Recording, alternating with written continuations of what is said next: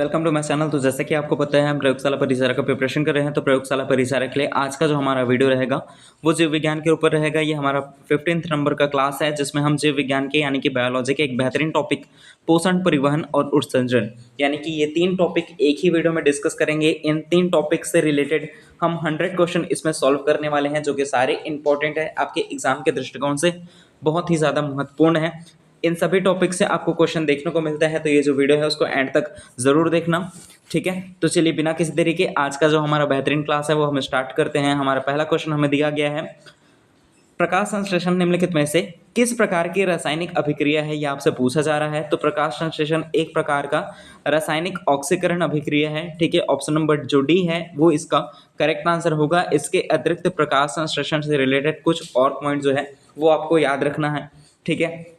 जैसे कि ये पहला पॉइंट आपको पता चल गया, प्रकाश संश्लेषण क्या है, यह एक प्रकार का रासायनिक ऑक्सीकरण अभिक्रिया है, ठीक है। ये चीज़ें आपको ध्यान में रखना है। प्रकाश संश्लेषण की क्रिया कहाँ पर होती है पूछा जाए तो पत्तियों में होता है, ठीक है।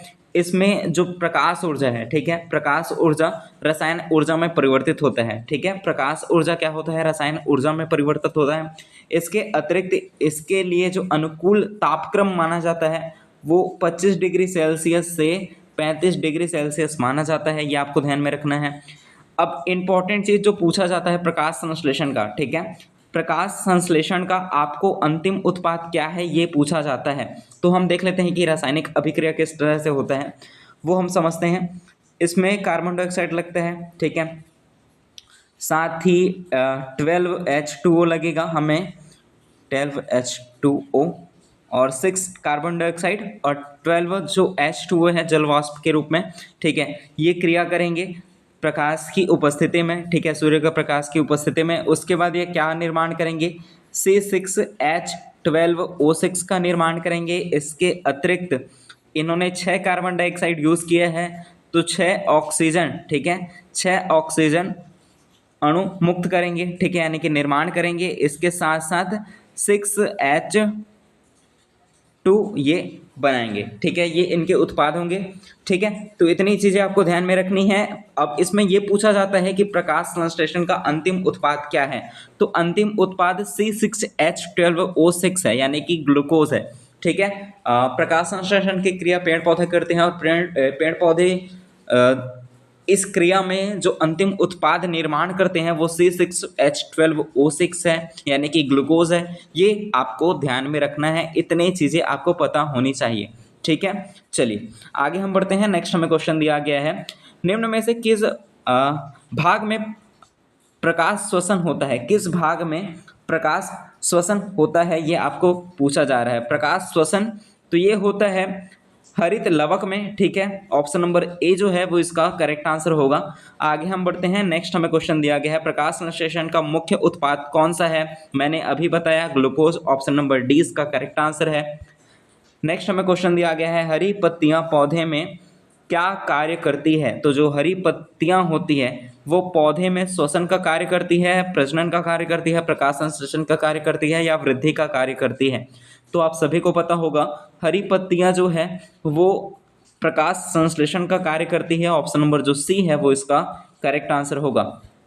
नेक्स्ट हमें क्वेश्चन दिया गया है, पौधों की वृद्धि के लिए कितने वृद्धि पोषक तत्वों की आवश्यकता होती है। तो 7 पोषक तत्वों की आवश्यकता होती है। ऑप्शन नंबर टी इसका करेक्ट आंसर होगा, ठीक है। इसमें एक चीज़ और नोट कर लेना, पौधे के लिए जो आवश्यक पोषक तत्व हैं, पौधों में 16 प्रकार के पोषक तत्व की आवश्यकता होती है, ठीक है। हवा, पानी और मृदा से जो प्राप्त किए जाते हैं, ये चीज़ें आपको ध्यान में रखनी है, ठीक है। चलिए आगे हम बढ़ते हैं। नेक्स्ट हमें क्वेश्चन दिया गया है, पौधे किस रूप में नाइट्रोजन लेते हैं। तो पौधे जो हैं वो नाइट्रेट्स के रूप में नाइट्रोजन लेते हैं। ऑप्शन नंबर ए इसका करेक्ट आंसर होगा। वीडियो ध्यान से देखना, इससे आपको क्वेश्चन जरूर देखने को मिलेंगे, ठीक है। प्रकाश संश्लेषण में पौधा द्वारा निम्न में से कौन सी गैस उपयोग की जाती है। तो आप सभी को पता है कार्बन डाइऑक्साइड का उसने यूज़ किया था, ठीक है। रासायनिक जो अभिक्रिया है वो मैंने लिख करके पहले ही क्वेश्चन में आपको बताया। रासायनिक अभिक्रिया में मैंने 6 कार्बन डाइऑक्साइड यहाँ पे लिखा था, ठीक है। जितने कार्बन डाइऑक्साइड इन्होंने यूज़ किया उतने ही ऑक्सीजन ये रिलीव करते हैं। ठीक है, तो 6 कार्बन डाइऑक्साइड इन्होंने यूज़ किया है, इसलिए ऑप्शन नंबर बी इसका करेक्ट आंसर है। आगे हम बढ़ते हैं, नेक्स्ट हमें क्वेश्चन दिया गया है, सभी क्वेश्चन जो है वो इंपॉर्टेंट है। प्रकाश संश्लेषण क्रिया के लिए अनुकूलम तापक्रम मैंने आपको बताया 25 से 35 डिग्री सेल्सियस। ठीक है, चलिए आगे बढ़ते हैं, नेक्स्ट हमें क्वेश्चन दिया गया है, प्रकाश संश्लेषण का कौन सा कथन जो है वो गलत है, ये आपको बताना है। कौन सा कथन जो है वो गलत इसमें लिखा गया है। पहला दिया गया है, प्रकाश संश्लेषण में क्लोरोफिल प्रकाश संश्लेषण के रूप में कार्य करता है, तो ये जो पॉइंट है वो एकदम करेक्ट है। दूसरा देखते हैं, कार्बन डाइऑक्साइड कार्बोहाइड्रेट में परिवर्तित हो जाता है, ये भी पॉइंट जो करेक्ट है। ठीक है, सी में दिया गया है, कार्बन डाइऑक्साइड के रूप में परिवर्तित होता है, तो ये जो पॉइंट है वो गलत हो जाएगा। ठीक है, डी देख लेते हैं, प्रकाश ऊर्जा रासायनिक ऊर्जा में परिवर्तित होता है, मैंने पहले ही बताया। ठीक है, तो इसमें से गलत कथन आपको बताना था, ऑप्शन नंबर सी इसका गलत है, इसलिए ऑप्शन नंबर सी इसका करेक्ट आंसर होगा। ठीक है, ये भी चीज़ आपको ध्यान में रखना है, कार्बन डाइऑक्साइड किस में परिवर्तित होता है, कार्बोहाइड्रेट में परिवर्तित हो जाता है। चलिए नेक्स्ट दिया गया है, हरे पौधे में प्रकाश संश्लेषण की क्रिया में होता है, हरे पौधे में प्रकाश संश्लेषण की क्रिया में क्या होता है, कार्बन डाइऑक्साइड लेना व ऑक्सीजन छोड़ना। ठीक है, इतना तो आप सभी को पता है। चलिए आगे बढ़ते हैं, नेक्स्ट हमें क्वेश्चन दिया गया है, सर्वाधिक वाष्पोत्सर्जन पेड़ पौधे में किसके द्वारा होता है, किसके द्वारा वाष्पो उत्सर्जन पेड़ पौधों में सबसे अधिक होता है, तो उनमें रंध्र होते हैं, रंध्र के द्वारा ही वाष्पो उत्सर्जन पेड़ पौधों में सर्वाधिक होता है। ऑप्शन नंबर बी इसका जो है वो करेक्ट आंसर होगा। आगे हम बढ़ते हैं, नेक्स्ट हमें क्वेश्चन दिया गया है, पादपों में तापमान का नियंत्रण किसके द्वारा किया जाता है, पादपों में तापमान नियंत्रण की बात हो रही है, तो पादपों में जो तापमान नियंत्रण होता है वो वाष्पोत्सर्जन के द्वारा होता है। ऑप्शन नंबर जो डी है वो इसका करेक्ट आंसर होगा। चलिए आगे देखते हैं, कोशिका गुच्छ किस में पाया जाता है, तो कोशिका गुच्छ जो है वो पाया जाता है, ऑप्शन नंबर डी बोमेन संपुट में। ठीक है, इसमें हम पोषण और उत्सर्जन, ठीक है, ये सभी चीज़ें डिस्कस कर रहे हैं, पोषण परिवहन साथ ही श्वसन, पोषण परिवहन श्वसन उत्सर्जन, ये 4 टॉपिक हम इसमें डिस्कस कर रहे हैं, ध्यान रखेंगे। ठीक है, तो उस चारों टाइप के क्वेश्चन इसमें देखने को मिलेंगे, चारों टॉपिक से आपको इसमें क्वेश्चन देखने को मिलेंगे। चलिए नेक्स्ट हमें क्वेश्चन दिया गया है, क्वेश्चन में पूछा जा रहा है, खनिज लवणों का अवशोषण किसके द्वारा होता है, खनिज लवणों का जो अवशोषण है वो किसके द्वारा होता है, ये आपको बताना है। तो जड़ों के द्वारा होता है, ऑप्शन नंबर ए जो है वो इसका करेक्ट आंसर हो जाएगा। नेक्स्ट हमें दिया गया है, लार निम्न में से किसके पाचन में सहयोग करती है, इंपॉर्टेंट है, बार बार पूछा जाता है। लार जो है वो स्टार्च के पाचन में सहयोग करती है, ऑप्शन नंबर ए जो है वो इसका करेक्ट आंसर है। नेक्स्ट हमें क्वेश्चन दिया गया है, क्वेश्चन में पूछा जा रहा है, जल के अणुओं के लिए कोशिका भित्ति का आकर्षण बल कहलाता है, जल के अणुओं के लिए जो कोशिका भित्ति का जो आकर्षण बल कहलाता है वो क्या है, तो अधिशोषण इसका करेक्ट आंसर हो जाएगा, option number A. Next question दिया गया है, वह अंतिम बल जिसके द्वारा गुरुत्व के विरुद्ध जल ऊपर जाता है उत्पन्न किया जाता है, तो ये उत्पन्न किया होता है, ऑप्शन नंबर सी जो है वाष्पोत्सर्जन, ऑप्शन नंबर सी इसका करेक्ट आंसर है। वह अंतिम बल जिसके द्वारा गुरुत्व के विरुद्ध जल ऊपर जाता है। ठीक है, वाष्पोत्सर्जन में क्या होता है, गुरुत्वाकर्षण क्या कहता है, आपने पत्थर, ठीक है, या किसी भी चीज़ को अगर हम ऊपर की ओर फेंकते हैं तो वो क्या होता है, नीचे की ओर गिरता है, ये किसकी वजह से होता है, गुरुत्वाकर्षण की वजह से।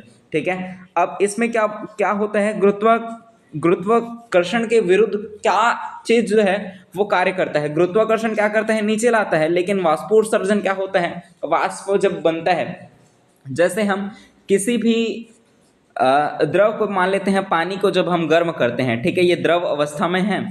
ठीक है, अब ये जब हम इसे गर्म करते हैं तो ये गर्म होकर के वाष्प बन करके ऊपर जाता है, जबकि ये गुरुत्वाकर्षण के विरोध कर रहे हैं। गुरुत्वाकर्षण क्या बोलते हैं, नीचे आना चाहिए, लेकिन वाष्पोत्सर्जन की क्रिया में वाष्प ऊपर की ओर जाता है। ठीक है, यानी कि जल जो है वाष्प बन के ऊपर की ओर जाता है, तो यही इसका करेक्ट आंसर हो जाएगा, ऑप्शन नंबर सी। चलिए आगे बढ़ते हैं, नेक्स्ट हमें क्वेश्चन दिया गया है, एंजाइम को किसके अंतर्गत शामिल किया जाता है। आप सभी को इसका आंसर पता होगा, जो एंजाइम है वो बायो उत्प्रेरक के रूप में कार्य करता है, बायो उत्प्रेरक की श्रेणी में से ऐड किया जाता है। ठीक है, ऑप्शन नंबर सी इसका करेक्ट आंसर है।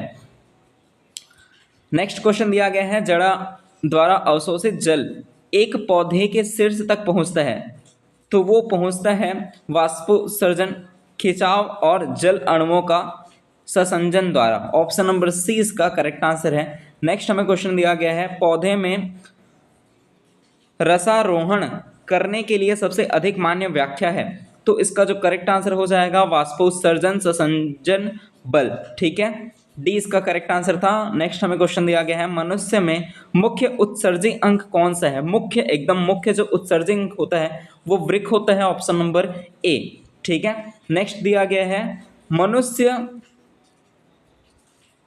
मनुष्य में उत्सर्जी उत्पाद कौन सा है? उत्सर्जी उत्पाद अमोनिया, यूरिया, यूरिक अम्ल या फिर अमीनो अम्ल। उत्सर्जी उत्पाद की बात हो रही है, तो यूरिया जो है वो उत्सर्जी उत्पाद में आता है, ऑप्शन नंबर बी इसका जो है वो इसका करेक्ट आंसर है। नेक्स्ट क्वेश्चन हमें दिया गया है, यकृत किसका संश्लेषण करता है? तो ये जो यकृत है वो संश्लेषण करता है यूरिया का, ऑप्शन नंबर सी इसका करेक्ट आंसर है। जिनकी भी तैयारी हो चुकी है वो इसे एक प्रैक्टिस सेट के जरिए ले सकते हैं। ठीक है, आप देखें, आप ये देखना कि इनमें से आपके कितने क्वेश्चन जो है वो करेक्ट हो रहे हैं। और जिनकी तैयारी नहीं हुई है वो इस चैनल से जुड़ सकते हैं। चैनल पे ऑलरेडी सारे टॉपिक्स के वीडियो डले हुए हैं। ठीक है, सारा टॉपिक्स जो है वो हमारा कंप्लीट हो चुका है, तो आप चैनल पे विजिट करेंगे, वहाँ आपको प्लेलिस्ट मिल जाएगा, जहाँ से जाकर के आप सारी वीडियो को आसानी से देख पाएंगे। साथ ही प्रयोगशाला परिचारक का जो प्रैक्टिस सेट है वो भी हमारा चल रहा है। 2 प्रैक्टिस सेट ऑलरेडी अपलोडेड है इस चैनल पे, प्लेलिस्ट में जाएंगे, सारी चीज़ें आपको वहीं मिल जाएंगी। आगे बढ़ते हैं। नेक्स्ट हमें क्वेश्चन दिया गया है, जल तथा खनिज लवणों में से कौन सा उत्तक पादप के विभिन्न भागों में पहुंचता है? पादप के विभिन्न भागों में जो पहुंचता है वो ऑप्शन नंबर बी दारू जो है वो इसका करेक्ट आंसर होगा। नेक्स्ट हमें क्वेश्चन दिया गया है, पत्तियों में बने हुए खाद्य पदार्थों का स्थानांतरण होता है। पत्तियों में जो बने हुए खाद्य पदार्थों का जो स्थानांतरण होता है वो किसके द्वारा होता है? तो फ्लोएम के द्वारा होता है। ध्यान रखेंगे, इंपॉर्टेंट है, पूछा जाता है। ठीक है, पत्तियों में बने जो खाद्य पदार्थ, पत्तियों में क्या होता है? प्रकाश संश्लेषण। अब पत्तियों में प्रकाश संश्लेषण के द्वारा जो खाद्य पदार्थ बने हैं उनका जो स्थानांतरण होता है वो फ्लोएम के द्वारा होता है। ऑप्शन नंबर 20 का करेक्ट आंसर होगा। नेक्स्ट हमें क्वेश्चन दिया गया है, वृक्क का निर्माण किसके द्वारा होता है? जल्दी जल्दी अपना जो आंसर है वो कमेंट करते हुए चलेंगे। यहाँ पे पूछा जा रहा है आपसे, वृक्क का निर्माण किससे होता है? तो वृक्क का जो निर्माण है, या ये पूछा जाता है वृक्क की इकाई क्या है? तो नेफ्रॉन। ठीक है, और यही इसका करेक्ट आंसर हो जाएगा। वृक्क का जो निर्माण होता है नेफ्रॉन नलिकाओं से होता है। ऑप्शन नंबर सी इसका करेक्ट आंसर है। इंपॉर्टेंट है, ये सभी चीज़ें आपको ध्यान में रखनी है। नेक्स्ट हमें क्वेश्चन दिया गया है, कथन कारण वाले प्रश्न ये आपको देखने को मिलेंगे। व्यापम 4 तरह के प्रश्न पूछता है। 1 लाइनर पूछेगा, कथन कारण यानी कि कूट वाले प्रश्न पूछेगा, साथ ही आपको सम्मिलित करने वाले प्रश्न पूछेगा, साथ ही आपको सीक्वेंस में अरेंज करने वाले प्रश्न पूछेगा। वो सभी टाइप के क्वेश्चन मैं इस वीडियो में कंप्लीट कराऊंगा। ठीक है, और मेरे चैनल पे आप जुड़े होंगे, जो पुराने स्टूडेंट हैं जो इस चैनल से जुड़े हुए हैं उन सभी को पता होगा कि कौन से लेवल की तैयारी यहाँ पे कराई जा रही है। व्यापम जैसा ही प्रश्न लेता है, जिस प्रकार का प्रश्न व्यापम पूछता है, जिस प्रकार के प्रश्न लेने का अभी ट्रेंड चल रहा है व्यापम द्वारा, सेम हूबहू वैसे ही प्रश्न इस चैनल पे आपको कराए जा रहे हैं। प्रयोगशाला परिचारक की पूरी तैयारी फ्री ऑफ कॉस्ट इस चैनल पे आपको कराई जा रही है। साथ ही इन सभी चीज़ों का जो पीडीएफ है वो आपको टेलीग्राम ग्रुप में फ्री ऑफ कॉस्ट मैं प्रोवाइड कर रहा हूँ। किसी भी पीडीएफ के लिए कोई भी चार्ज आपको देना नहीं पड़ेगा। सारी जो पीडीएफ है मैं आपको फ्री ऑफ कॉस्ट सारी जो पीडीएफ है प्रोवाइड कर रहा हूँ। ठीक है, तो टेलीग्राम ग्रुप भी ज्वाइन कर सकते हैं आप पीडीएफ के लिए। चलिए, नेक्स्ट हमें क्वेश्चन दिया गया है, कथन ए में हमें दिया गया है, मरुस्थलीय पौधे के जड़ तंत्र काफी लंबे होते हैं। कारण दिया गया है,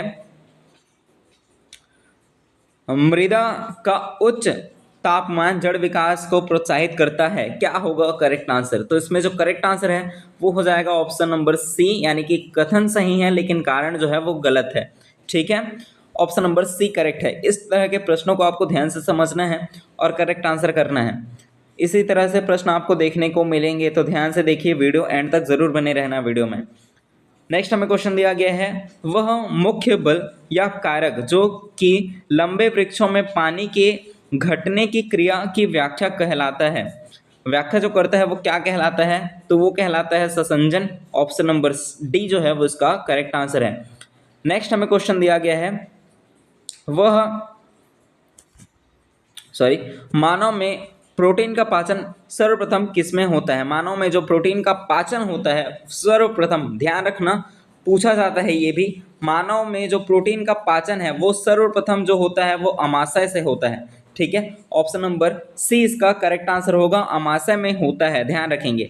चलिए आगे हम बढ़ते हैं। नेक्स्ट हमें क्वेश्चन दिया गया है, रुधिर परिसंचरण तंत्र की खोज किसने की थी, रुधिर परिसंचरण तंत्र की खोज पूछा जाता है, तो इसका जो करेक्ट आंसर है विलियम हार्वे, आप सभी को पता होगा, ऑप्शन नंबर ए। आगे हम बढ़ते हैं। नेक्स्ट हमें क्वेश्चन दिया गया है, एमाइलेज एंजाइम किस पर क्रिया करती है, तो एमाइलेज इसको आप याद रख लेना एक करके, ठीक है।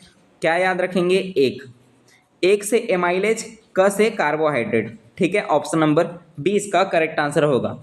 चलिए आगे हम बढ़ते हैं, पादप कोशिका जिसमें केंद्रक नहीं होता, तो वो कौन सा पादप कोशिका है जिसमें केंद्रक नहीं होता, तो वो है जाइलम वाहिका, ठीक है, इसमें जो केंद्रक नहीं होता है, ठीक है। ऑप्शन नंबर बी इसका करेक्ट आंसर है।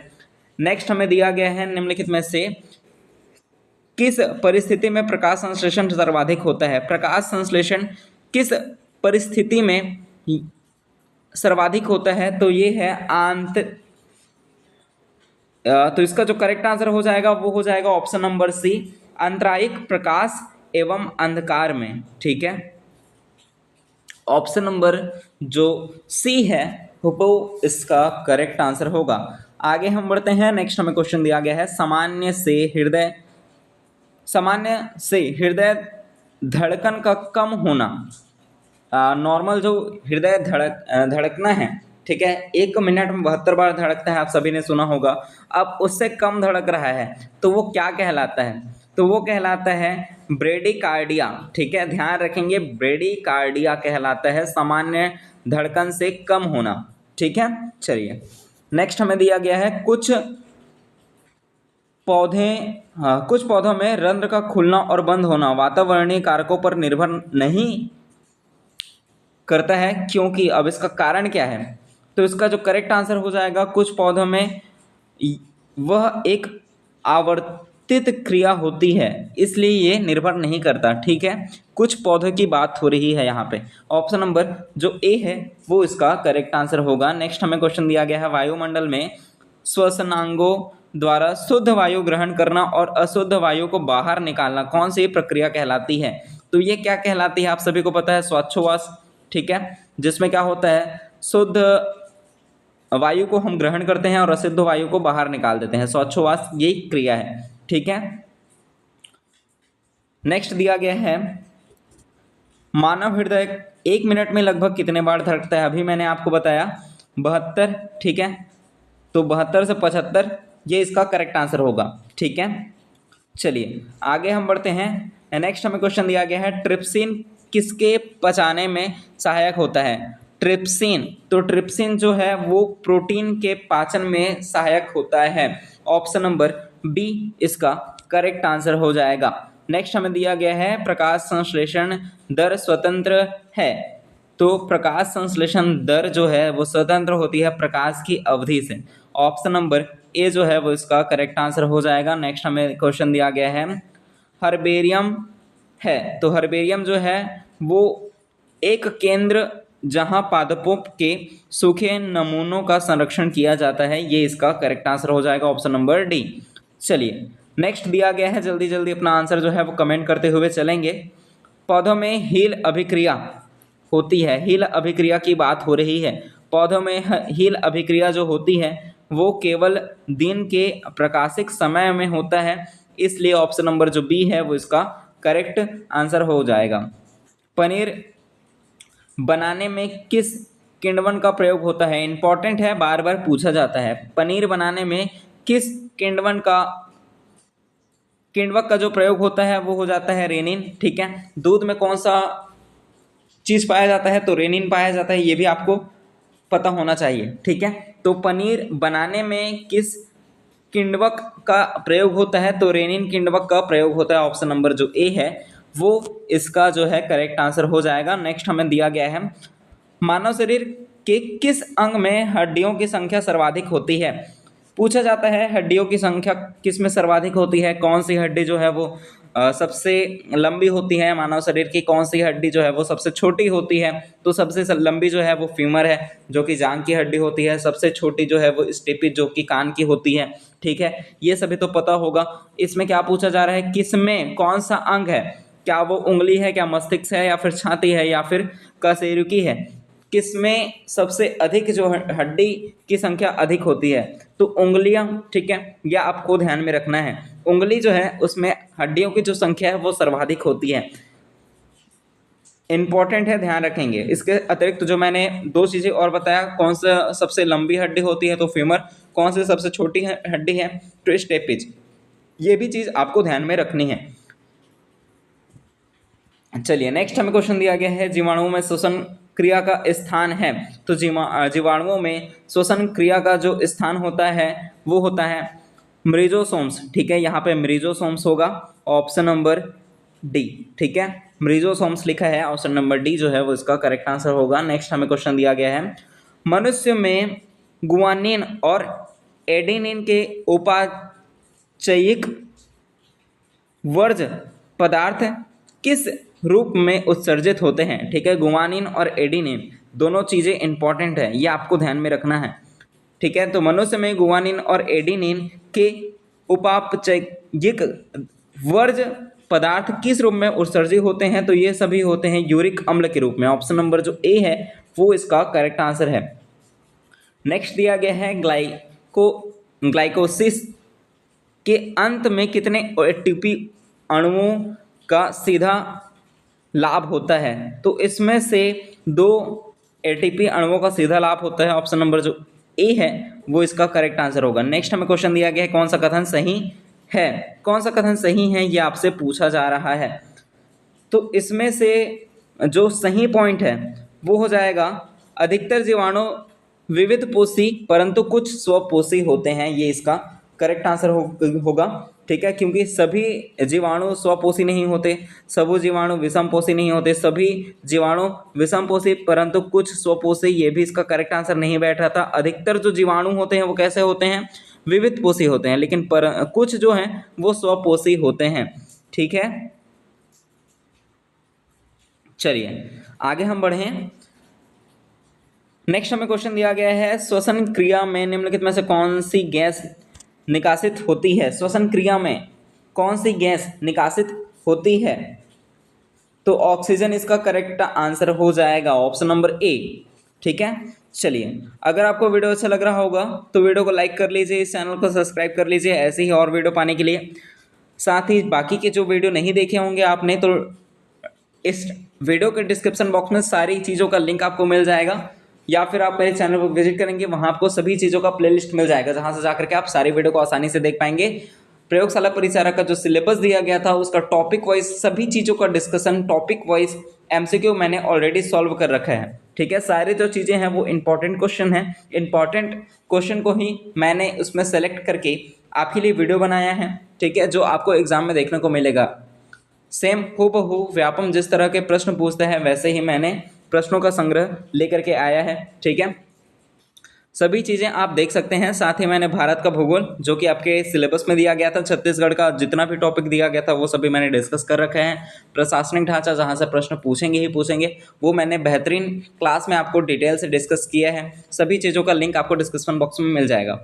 चलिए आगे हम बढ़ते हैं। नेक्स्ट हमें क्वेश्चन दिया गया है प्रकाश संश्लेषण में CO2 का उपयोग O2 की उत्पत्ति आयतन के बराबर अनुपात में होती है, यह धारणा किसने स्थापित की? तो ये जो धारणा स्थापित करने वाले व्यक्ति हैं वो हैं बोइस गाल्ट। ऑप्शन नंबर जो डी है वो इसका करेक्ट आंसर होगा।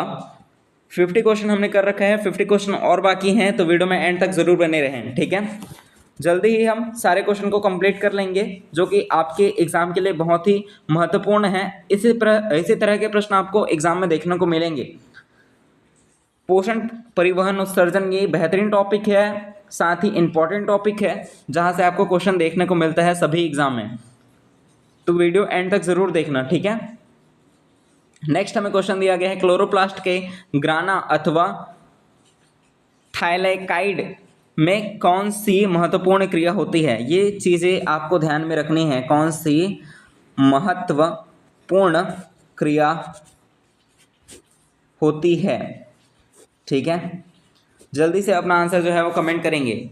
तो इसका जो करेक्ट आंसर हो जाएगा वो हो जाएगा ऑप्शन नंबर सी, उपचयन या अपचयन, ये जो क्रिया है वो वही होती है, ठीक है, यानी कि क्लोरोप्लास्ट के ग्राना अथवा थाइलाइकाइड में होती है, ठीक है। यहाँ पे थाइलाइकाइड लिखा है, वो समझ लेंगे जो मैं बोल रहा हूँ उससे, ठीक है। नेक्स्ट हमें क्वेश्चन दिया गया है वह जंतु जिसके मूत्र में मुख्य रूप से नाइट्रोजन का उत्सर्जन यूरिया के रूप में होता है, वो कौन सा है। तो वो हो जाएगा यूरिया उत्सर्जी, ठीक है। ऑप्शन नंबर बी इसका करेक्ट आंसर होगा। नेक्स्ट हमें क्वेश्चन दिया गया है निम्न में से कौन सा वक्तत्व सही नहीं है। क्वेश्चन ध्यान से पढ़ना, एग्जाम हॉल में भी आप ध्यान देना कि क्वेश्चन में क्या बोला जा रहा है, हाँ पूछा जा रहा है, सत्य पूछा जा रहा है या नहीं पूछा जा रहा है, ये सभी चीज़ें आपको ध्यान में रखनी है। एग्जाम हॉल में ये चीज़ें एकदम आपको ध्यान में रखते हुए चलना है। चलिए जल्दी से अपना आंसर कमेंट करेंगे, क्या बोला जा रहा है, सत्य नहीं है, वाक्य जो दिया गया है वो कौन सा पॉइंट जो है वो सही नहीं है। पहला दिया गया वाष्पोत्सर्जन की गति पत्ती और वायुमंडल की अपेक्षित आर्द्रता में अंतर के व्युत्क्रमानुपाती है होती है, तो यही जो पॉइंट है वो गलत हो जाएगा। बाकी भी देख लेते हैं। पोटोमीटर का उपयोग कटी शाखाओं द्वारा जल अवशोषण की गति को मापने के लिए किया जाता है, ये भी पॉइंट करेक्ट है। सी देखते हैं वाष्पोत्सर्जन की का क्रिया स्पेक्ट्रम नीला और लाल प्रकाश होता है, ये भी पॉइंट करेक्ट है। अधिक ऊंचाई वाले भागों में अधिक वाष्पोत्सर्जन होता है, ये भी पॉइंट जो है वो करेक्ट है, ठीक है। और इसमें सही नहीं है कौन सा, तो ए जो है वो सही नहीं है, इसलिए इसका करेक्ट आंसर ए होगा। चलिए नेक्स्ट दिया गया है थाइलाकाइड्स में किस प्रकार की क्रिया होती है। तो थाइलाकाइड्स में प्रकाश अभिक्रिया होती है, प्रकाश अनुक्रिया होती है, ऑप्शन नंबर बी जो है उसका करेक्ट आंसर हो जाएगा। नेक्स्ट हमें क्वेश्चन दिया गया है प्रकाश संश्लेषण एक ऑक्सीकरण अपचयन प्रक्रिया है, ऑक्सीकृत होने वाला पदार्थ कौन सा है इनमें से। तो इनमें से जो ऑक्सीकरण होने वाला ऑक्सीकृत जो होने वाला पदार्थ है उसमें H2O जो है वो ऑक्सीकृत होने वाला पदार्थ है, ऑप्शन नंबर जो सी है वो इसका करेक्ट आंसर हो जाएगा। चलिए आगे देखते हैं।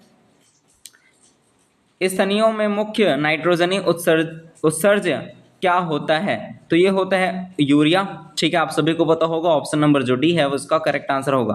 क्लोरोफिल को प्रकाशिक ऑक्सीकरण से बचाता है, क्लोरोफिल को प्रकाशी ऑक्सीकरण से बचाता है, तो वो बचाता है फाइटोकैरोटीन, ऑप्शन नंबर सी जो है इसका करेक्ट आंसर होगा। नेक्स्ट देखते हैं, क्वेश्चन दिया गया है हमें अग्नाशयी रस किसके पाचन में सहायक होता है। अग्नाशयी रस की बात हो रही है तो प्रोटीन एवं कार्बोहाइड्रेट दोनों के पाचन में सहायक होता है, ऑप्शन नंबर जो सी है वो इसका करेक्ट आंसर होगा। चलिए नेक्स्ट देखते हैं। नेक्स्ट दिया गया है प्रकाश अभिक्रिया के दौरान क्या घटित नहीं होता। प्रकाश अभिक्रिया के दौरान क्या घटित नहीं होता। तो हाइड्रोजन का मुक्त होना ये घटित नहीं होता है, ठीक है। ऑप्शन नंबर जो डी है वो इसका करेक्ट आंसर हो जाएगा, ठीक है। चलिए आगे बढ़ें। नेक्स्ट हमें क्वेश्चन दिया गया है कि प्रकाश संश्लेषण की क्रिया में पानी का हाइड्रोजन और ऑक्सीजन में टूटना किसके सहयोग से होता है। तो ये जो होता है वो होता है Mn, ठीक है, यहाँ पे Mn और Cl ध्यान रखेंगे, Mn एवं Cl आयनों के, ठीक है, सहयोग से होता है, ऑप्शन नंबर जो बी है वो इसका करेक्ट आंसर होगा। नेक्स्ट हमें दिया गया है अमाशय के सिकुड़ने दूरस्थ छोर को कहते हैं। अमाशय के सिकुड़े दूरस्थ छोर को क्या कहा जाता है। तो इसे कहा जाता है जठर निर्गम, ठीक है, ऑप्शन नंबर डी जो है वो करेक्ट आंसर होगा। जठर रस कहाँ होता है, जल्दी से अपना जो आंसर है वो कमेंट करेंगे, इसका आंसर आप कमेंट करेंगे, ठीक है। नेक्स्ट हमें क्वेश्चन दिया गया है पत्ती के चारों ओर CO2, ठीक है, पत्ती के चारों ओर CO2 की सांद्रता अधिक हो जाने से रंध्रों पर क्या प्रभाव पड़ेगा? तो अगर पत्तियों के चारों ओर CO2 की सांद्रता अधिक हो जाएगी तो वे काफ़ी हद तक जो रंध्र जो हैं वो काफ़ी हद तक बंद हो जाएंगे। ऑप्शन नंबर जो सी है वो इसका करेक्ट आंसर हो जाएगा। नेक्स्ट दिया गया है, किस विधि द्वारा जल मूल तना और पत्तियों की वाहिकाओं और वाहिनियों में जाता है? तो ये जाता है, आप सभी को पता होगा, बल्क प्रवाह द्वारा। ठीक है, ऑप्शन नंबर जो बी है वो इसका करेक्ट आंसर होगा। नेक्स्ट हमें दिया गया है, जल का विभव जाइलम वाहिकाओं में कम हो जाता है, इसका कारण क्या है? तो इसका जो कारण है मूल दाब। ऑप्शन नंबर जो सी है वो इसका करेक्ट आंसर होगा। नेक्स्ट हमें दिया गया है, रासायनिक उर्वरकों के अत्यधिक प्रयोग से पौधे मृत हो जाते हैं, इसका कारण क्या है? रासायनिक उर्वरकों का जब हम अधिक यूज करते हैं तो पौधे जो हैं वो मृत हो जाते हैं। अब इसका जो करेक्ट आंसर हो जाएगा वो हो जाएगा ऑप्शन नंबर बी, बाह्य पराशरण के द्वारा जो पौधे हैं वो मृत हो जाते हैं। ऑप्शन नंबर बी इसका करेक्ट आंसर हो जाएगा। नेक्स्ट दिया गया है, बिंदु स्त्राव निम्नलिखित में से किस क्रिया द्वारा होता है? बिंदु स्त्राव की बात हो रही है, तो जो बिंदु स्त्राव है मूल दाब की वजह से होता है। ऑप्शन नंबर डी इसका करेक्ट आंसर है। नेक्स्ट हमें दिया गया है, एक मुरझाती पत्ती द्वारा किस प्रकार का वाष्पोत्सर्जन होता है? ठीक है, एक मुरझाती हुई पत्ती जो है उसके द्वारा किस प्रकार की वाष्पोत्सर्जन होता है ये आपको बताना है। तो ये होता है उपचर्मी वाष्पोत्सर्जन। ऑप्शन नंबर जो सी है वो इसका करेक्ट आंसर होगा। सभी चीज़ें आपको ध्यान में रखनी है। ठीक है, ध्यान से सुनिए, वीडियो ध्यान से देखिए। नेफ्रॉन से संबंधित भाग नहीं है। अब नेफ्रॉन की बात हो रही है तो इसमें से ब्लॉम्स संपुट नेफ्रॉन से संबंधित है। ठीक है, साथ ही हेनले लूप ये भी नेफ्रॉन से संबंधित है। दूरस्थ कुंडलित नलिका ये भी नेफ्रॉन से संबंधित है, लेकिन संग्रह नलिका जो है वो नेफ्रॉन से संबंधित नहीं है, संबंधित भाग नहीं है। ठीक है, ऑप्शन नंबर जो सी है वो इसका करेक्ट आंसर हो जाएगा। चलिए आगे बढ़ें। नेक्स्ट हमें क्वेश्चन दिया गया है, निम्न में से कौन सी प्रक्रिया पौधे में जल और पोषक पदार्थों के अवशेषों में तीव्रता उत्पन्न करती है? तो ये जो है वो करेक्ट आंसर हो जाएगा वाष्पोत्सर्जन। ठीक है, ऑप्शन नंबर जो डी है वो इसका करेक्ट आंसर हो जाएगा वाष्पोत्सर्जन। साथ ही दिया है निषेष्ट अवशोषण। ठीक है, ऑप्शन नंबर जो डी है वो इसका करेक्ट आंसर हो जाएगा। नेक्स्ट दिया गया है, सर्वाधिक वाष्पोत्सर्जन किससे होता है? आप सभी को पता होगा, वाष्पोत्सर्जन की क्रिया पत्तियों से सबसे अधिक होती है। सी इसका करेक्ट आंसर था। नेक्स्ट देखते हैं, मृदा में उपस्थित जल की कमी का वाष्पोत्सर्जन की दर पर क्या प्रभाव पड़ेगा? अगर मृदा में उपस्थित जल में अगर कमी हो जाए, ठीक है, तो वाष्पोत्सर्जन में क्या प्रभाव पड़ेगा? तो इसका जो करेक्ट आंसर हो जाएगा वो हो जाएगा, यह जो है वो घट जाएगी। वाष्पोत्सर्जन की जो क्रिया है वो घट जाएगी। क्यों? क्योंकि पौधे को जीवित रहने के लिए पानी की भी आवश्यकता है। अब मिट्टी से वो जल को ले रहा था, ठीक है, मान लेते हैं ये कोई पौधा है, ठीक है, और ये मृदा से, ठीक है, ये मृदा से यानी कि मिट्टी से जल ले रहा है। अब ये पत्तियों से क्या कर रहा है? पत्तियों से वाष्पोत्सर्जन कर रहा है। अब जब इसके मिट्टी में ही जल नहीं है, ठीक है, क्योंकि पौधों को जीवित रहने के लिए जल की आवश्यकता होती है। अब इसमें जब इसकी मिट्टी में जल की कमी हो रही है तो ये क्या करेगा, जो पत्तियां हैं वो वाष्पोत्सर्जन की क्रिया को ना कम कर देते हैं। ठीक है, वाष्पोत्सर्जन की क्रिया को कम कर देते हैं, तो ये जो है घट जाता है, वाष्पोत्सर्जन की जो क्रिया है वो घट जाता है। ध्यान रखेंगे, ठीक है, क्योंकि पर्याप्त पानी, अब नीचे तो पानी नहीं है तो ये वाष्पोत्सर्जन की क्रिया को रोक करके जो अपने पास जो पानी रहता है उसको रोक देता है। ठीक है, वाष्पोत्सर्जन की क्रिया नहीं करता, क्या करता है, पत्तों को जो सड़ा देता है और नीचे गिरा देता है। ठीक है, पत्तियां ही नहीं रहेंगी तो वाष्पोत्सर्जन की क्रिया कैसे होगी? तो ये सभी चीजें हैं, ये आपको ध्यान में रखनी है। चलिए नेक्स्ट देखते हैं, क्वेश्चन दिया गया है हमें, पत्तियों के किनारों से तरल में जल का निकलना कहलाता है। पत्तियों के किनारों से तरल में जल का निकलना जो कहलाता है वो बिंदु स्त्राव कहता है। ठीक है, ऑप्शन नंबर डी इसका करेक्ट आंसर होगा।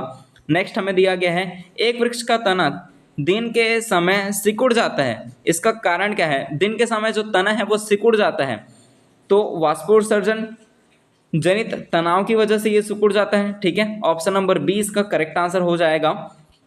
आगे देखते हैं, नेक्स्ट हमें दिया गया है, एक पौधे में मूल तंत्र पूर्ण विकसित होता है। तो एक पौधे में मूल तंत्र जो होता है जल के अवशोषण को बढ़ाने के लिए विकसित होता है। ऑप्शन नंबर डी जो है करेक्ट आंसर है। आगे बढ़ते हैं। नेक्स्ट हमें दिया गया है जड़ द्वारा जल अवशोषण बढ़ जाता है जब जल द्वारा जो जड़ है इसके द्वारा जल का अवशोषण बढ़ जाता है। कौन सी परिस्थिति में जल का जो अवशोषण है वो बढ़ जाता है? वाष्पोत्सर्जन जो बढ़ जाता है। ठीक है, ऑप्शन ए इसका करेक्ट आंसर होगा। ठीक है, जड़ द्वारा जल अवशोषण, अब वाष्पोत्सर्जन बढ़ रहा है। ठीक है, वाष्पोत्सर्जन यहाँ से बढ़ रहा है तो जितना ये पेड़ से अधिक जो जल है वो ऊपर की ओर जा रहा है, वाष्प बन के वाष्पोत्सर्जन की क्रिया द्वारा वाष्प बन के उड़ रहे हैं। तो जड़ क्या करेंगे? पानी की तो आवश्यकता पड़ेगी ही। तो जड़ क्या करते हैं? मिट्टी से जल को और अधिक अवशोषण करते हैं। ठीक है, तो ये क्या, जब वाष्पोत्सर्जन की क्रिया बढ़ रही है तो जल को भी ये अधिक अवशोषण कर रहे हैं। ऑप्शन नंबर ए इसका करेक्ट आंसर है। आगे देख लेते हैं। नेक्स्ट हमें दिया गया है मूल रोम होते हैं। मूल रोम क्या होते हैं? तो मूल रोम जो है वो कोशिका वृक्ष क्षेत्र है। ठीक है, ऑप्शन नंबर बी इसका करेक्ट आंसर है। नेक्स्ट हमें दिया गया है मनुष्य जन्मने के किस अंग के बिना भी कार्य कर सकता है? किस अंग के बिना मनुष्य कार्य कर सकता है? दांत के बिना कार्य कर सकता है क्या? टॉन्सिल के बिना कार्य कर सकता है क्या? लीवर या यकृत के बिना कार्य कर सकता है? त्वचा के बिना कार्य कर सकता है तो क्या? तो इसमें से जो टॉन्सिल है, एक समय के बाद टॉन्सिल की जो रहना ना रहना एक ही बात है। टॉन्सिल का जो कार्य है वो नहीं के बराबर हो जाता है एक समय के बाद। इसके अगर हम टॉन्सिल को हटा भी दें शरीर से, ठीक है, तो भी शरीर जो अपना नियमित कार्य करता है वो वैसे ही करेगा। ठीक है, तो ये चीज़ें आपको ध्यान में रखनी है। तो इसमें correct answer option number B है। ठीक है, चलिए आगे हम बढ़ते हैं।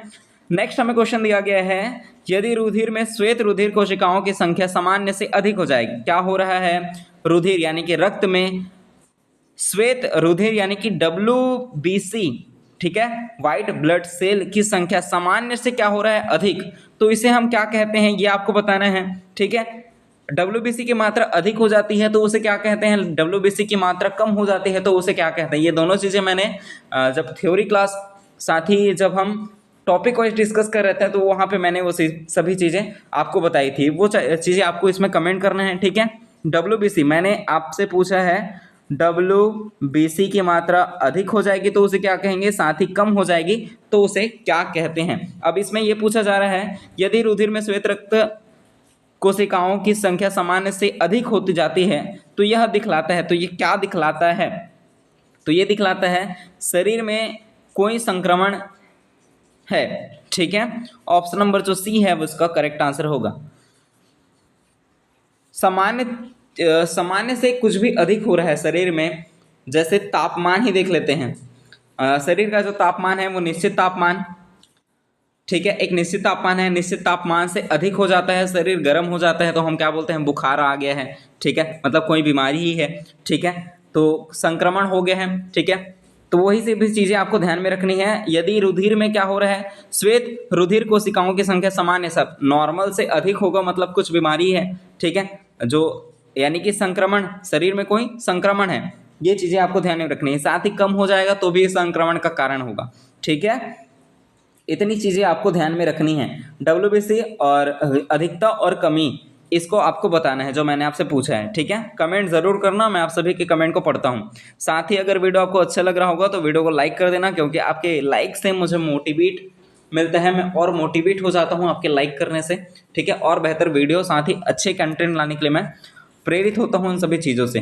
कमेंट ज़रूर करना वीडियो आपको कैसा लग रहा है, वीडियो के लिए यूज़फुल है या नहीं, वो सभी चीज़ें आप कमेंट करना। ठीक है, सारे इंपॉर्टेंट क्वेश्चन है, सारे सिलेक्टिव क्वेश्चन है। आप प्रीवियस एग्जाम देखें तो आपको ये सभी क्वेश्चन जो है वो देखने को मिलेगा। साथ ही जो आने लायक क्वेश्चन है वो सभी चीज़ें मैंने इसमें इंक्लूड की है। ठीक है, चलिए नेक्स्ट दिया गया है पौधे में कार्बोहाइड्रेट का स्थानांतरण संपन्न होता है। कार्बोहाइड्रेट का स्थानांतरण संपन्न होता है, किस में होता है? तो पौधों में जो सुक्रोज है वो कार्बोहाइड्रेट, इन्हीं में स्थानांतरण जो है संपन्न होता है। ठीक है, सुक्रोज के द्वारा ही कार्बोहाइड्रेट का जो स्थानांतरण है वो संपन्न होता है पौधों में। ध्यान रखना है, इंपॉर्टेंट है। चलिए नेक्स्ट दिया गया है जब मृदा विलियों की सांद्रता कम होती है तो जल का अवशोषण, तो जल का जो अवशोषण है वो क्या हो जाएगा, बढ़ जाएगा। ऑप्शन नंबर 20 का करेक्ट आंसर है। डायलिसिस का प्रयोग किया जाता है, इंपॉर्टेंट है, ठीक है, ये पूछा जाता है। डायलिसिस, डायलिसिस क्यों यूज होते हैं, डायलिसिस का प्रयोग किया जाता है, कब किया जाता है, तो गुर्दे का कार्य करने के लिए किया जाता है, ठीक है। ऑप्शन नंबर डी इसका जो है वो करेक्ट आंसर हो जाएगा। रक्त शुद्धि के लिए यूज होता है, ठीक है, कृत्रिम रूप से रक्त शुद्धि के लिए डायलिसिस किया जाता है। जब गुर्दे काम नहीं करते हैं ना सही से, या भी कुछ उसमें डिफिकल्टी आ जाती है, ठीक है, तो ये डायलिसिस की प्रक्रिया होती है। ये सभी चीज़ें आपको ध्यान में रखनी है, जिसमें बार बार जा करके डायलिसिस की प्रक्रिया कराना होता है, जिससे रक्त जो है वो शुद्ध होता है, छानता है, ठीक है। ये सभी चीज़ें आपको पता होगा, ये बार बार पूछा जाता है, ठीक है। चलिए आगे बढ़ें।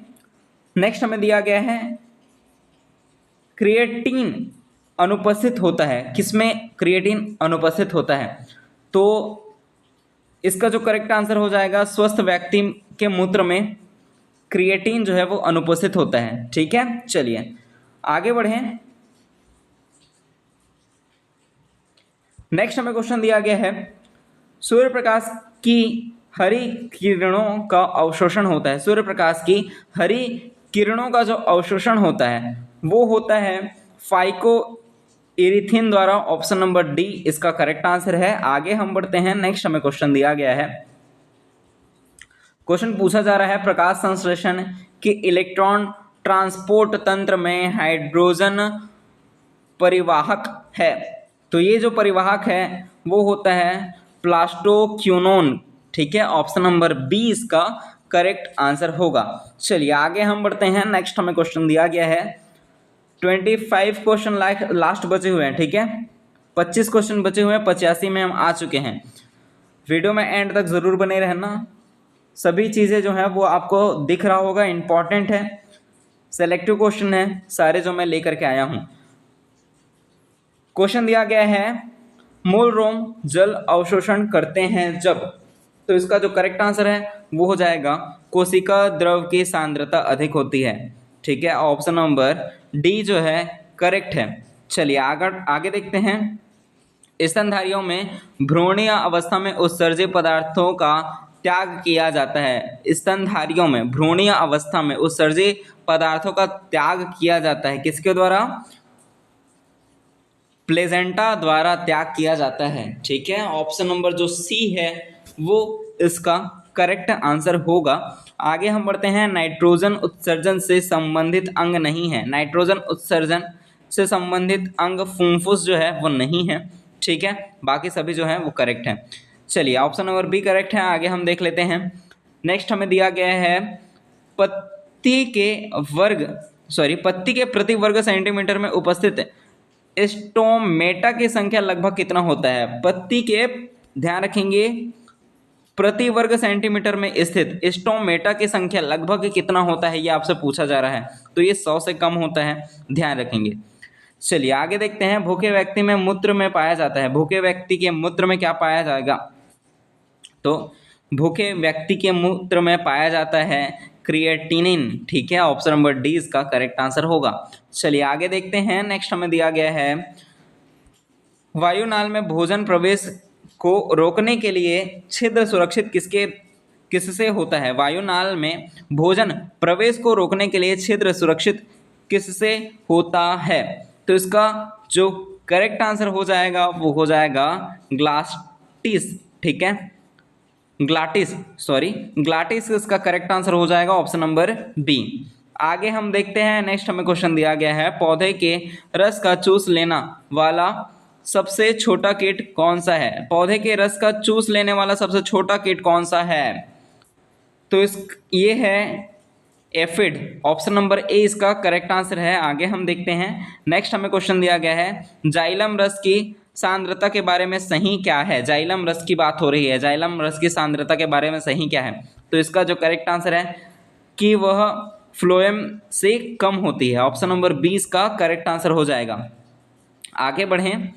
नेक्स्ट हमें क्वेश्चन दिया गया है फ्लोएम में शर्करा प्रवाहित होती है। फ्लोएम में जो शर्करा है वो प्रवाहित होती है कोशिका छोर पर पाए जाने वाले छिद्रों द्वारा। ठीक है, ऑप्शन नंबर डी करेक्ट है। आगे देखते हैं। नेक्स्ट हमें दिया गया है ऊपर की दिशा में खाद्य पदार्थों का स्थानांतरण होता है। ऊपर की दिशा में, ठीक है, क्या हो रहा है, ऊपर की दिशा में खाद्य पदार्थों का जो स्थानांतरण होता है वो होता है फ्लोएम के द्वारा। ठीक है, फ्लोएम, याद रखना फ्लो। ठीक है, फ्लो से याद रख लेना फ्लाइंग। फ्लाई कैसे करते हैं, ऊपर में करते हैं, जमीन में थोड़ी फ्लाई करेंगे, फ्लाई करते हैं ऊपर में। फ्लाई यानी उड़ना, उड़ते कहाँ हैं, ऊपर में। ठीक है, तो ये ऊपर की दिशा में खाद्य पदार्थों का स्थानांतरण फ्लोएम के द्वारा होता है। ठीक है, इससे आप याद रख पाएंगे। चलिए नेक्स्ट बढ़ें। नेक्स्ट हमें दिया गया है जीव द्रव्य प्रवाही परिकल्पना किससे संबंधित है। जीव द्रव्य प्रवाही परिकल्पना किससे संबंधित है। जीव द्रव्य प्रवाही परिकल्पना जो संबंधित है वो लवण अवशोषण से संबंधित है। ऑप्शन नंबर ए इसका करेक्ट आंसर है। नेक्स्ट हमें दिया गया है उच्छ्वास की वायु में O2, ठीक है, यहाँ पे ऑक्सीजन है, O2 मात्रा है, तो इसकी जो मात्रा है वो 16% है। ऑप्शन नंबर ए जो है वो इसका करेक्ट आंसर है। नेक्स्ट हमें दिया गया है रुधिर समूह ए बी। ठीक है, रुधिर समूह, रुधिर 4 टाइप से होते हैं, वो मैंने जब टॉपिक वाइज डिस्कस किया है मानव रक्त, उसमें आप देख पाएंगे, मैंने वहाँ सभी चीज़ें जो है वो डिस्कस की थी। ठीक है, बहुत बेसिक चीज़ें मैंने वहाँ पे बताई है। ठीक है, जो इम्पोर्टेंट है वो सभी चीज़ें मैंने वहाँ डिस्कस कर रखी है। रुधिर समूह ए बी की बात हो रही है। ए बी में क्या होते हैं, क्या नहीं होते, तो ए बी जो हैं इनमें एंटीबॉडी नहीं होते हैं, ध्यान रखेंगे। ठीक है, एंटीबॉडी नहीं होते हैं। साथ ही एंटीजन किस में नहीं होते हैं, जल्दी से अपना जो आंसर है वो कमेंट करेंगे। मैंने थ्योरी क्लास या जब एमसीक्यू क्लास लिया है, ठीक है, मानव रक्त का जो एमसीक्यू क्लास लिया है, ठीक है, प्रयोगशाला परिचारक का पहला क्लास जो मैंने लिया था, ठीक है, प्लेलिस्ट में जाएंगे, वहाँ आपको लिंक मिल जाएगा, या फिर डिस्क्रिप्शन बॉक्स में ही सभी चीज़ों का लिंक मैंने डाल रखा है, प्लेलिस्ट वहीं मैंने डाल रखा है, तो जाकर के वहाँ से भी आप देख सकते हैं। ठीक है, तो रुधिर ए बी की बात हो रही है, तो रुधिर ए बी में एंटीबॉडी नहीं होते हैं। ऑप्शन नंबर बी जो है वो इसका करेक्ट आंसर हो जाएगा। ठीक है, चलिए आगे बढ़ें। नेक्स्ट हमें क्वेश्चन दिया गया है, यदि किसी पुरुष का रक्त वर्ग RH+, ठीक है, RH+ है और स्त्री का RH है, तो जो बच्चा होगा उसमें क्या होगा, पहला बच्चा जो जीवित रहेगा, लेकिन दूसरा बच्चा जो है वो मर जाएगा। ध्यान रखेंगे, इंपॉर्टेंट क्वेश्चन है। ऑप्शन नंबर 20 का करेक्ट आंसर है। नेक्स्ट हमें दिया गया है ताज़ा लिए गए रुधिर से कैल्शियम निकाल देने पर, ताज़ा लिए गए रुधिर से कैल्शियम निकाल देने पर स्कंद नहीं होगा। ठीक है, स्कंदन जो है वो नहीं होगा। ऑप्शन नंबर डी जो है वो करेक्ट आंसर है। लास्ट क्वेश्चन, 100 क्वेश्चन हमने कंप्लीट कर लिया। ठीक है, आई होप कि आपको वीडियो अच्छा लग रहा होगा। चलिए लास्ट क्वेश्चन का आंसर करेंगे। निम्न में से कौन सा निषेचक बिंदु स्त्राव के लिए उत्तरदायी है। तो बिंदु स्त्राव के लिए जो उत्तरदायी है वो हो जाएगा मूलरोमों की परासरण क्रियाशीलता। ऑप्शन नंबर जो सी है वो इसका करेक्ट आंसर होगा। तो इस प्रकार हमने 100 क्वेश्चन सॉल्व किया। किसके कौन कौन से टॉपिक से, पोषण, परिवहन, उत्सर्जन, इन सभी चीज़ों से हमने 100 क्वेश्चन सॉल्व किया। आई होप कि आपको वीडियो अच्छा लगा होगा। अगर आपको वीडियो अच्छा लगा है, वीडियो आपके लिए यूजफुल है, तो वीडियो को लाइक कर देना, इस चैनल को सब्सक्राइब कर देना। अगर अभी तक आपने चैनल को सब्सक्राइब नहीं किया है तो जरूर चैनल को सब्सक्राइब कर लीजिए। साथ ही चैनल पे जाकर के विजिट कीजिए, वहाँ आपको प्लेलिस्ट मिल जाएगा, जहाँ से जाकर के आप सारी वीडियो को आसानी से देख पाएंगे। सारे वीडियो इंपॉर्टेंट है। आपका कोई भी टॉपिक बचा होगा तो आप टॉपिक सर्च कीजिए, साथ ही इस चैनल का नाम लिख लीजिए NPB सर्च क्लास। सर्च के ऊपर में जो डेस है, ठीक है, वो चीज़ें आपको डालना पड़ेगा, तब स्पेसिफिक इसी चैनल का आपको वीडियो मिलेगा। इससे अच्छा है कि आप प्लेलिस्ट में जाएंगे, चैनल पे इसी डिस्क्रिप्शन बॉक्स में जाएंगे तो उसमें भी आपको प्लेलिस्ट मिल जाएगा। तो सभी चीज़ें जो हैं वो इम्पोर्टेंट है, ज़रूर देख लेना।